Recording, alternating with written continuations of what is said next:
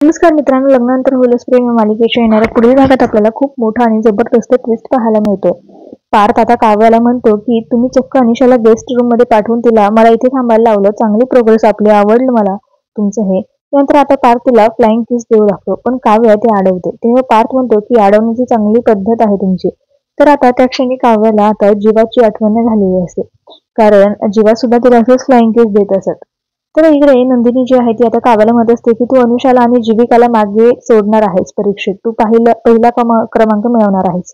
त्यावर आता पार्थ म्हणतो की जीविका कोण आहे. तर इकडे आता काव्याला खूप टेन्शन मध्ये येते. तेव्हा नंदिनी म्हणते की जीविका तर काव्याची खास मैत्रीण आहे. तेव्हा पार्थ आता काव्याला विचार लागतो की जीविका बद्दल तर तुम्ही मला काही सांगितलंच नाही. तर आता नंदिनी काव्याला विचार लागते की तुझ्यात आणि जीविकामध्ये काय भांडण झालंय का? तुम्ही दोघी आता अगोदर सारखे बोलत नाही का? तर इकडे काव्य खूप घाबरते. तिला समजत नसते की आता काय उत्तर द्यायचं ह्या प्रश्नाचं. तर बघूया आता पुढच्या भागात काय होतंय.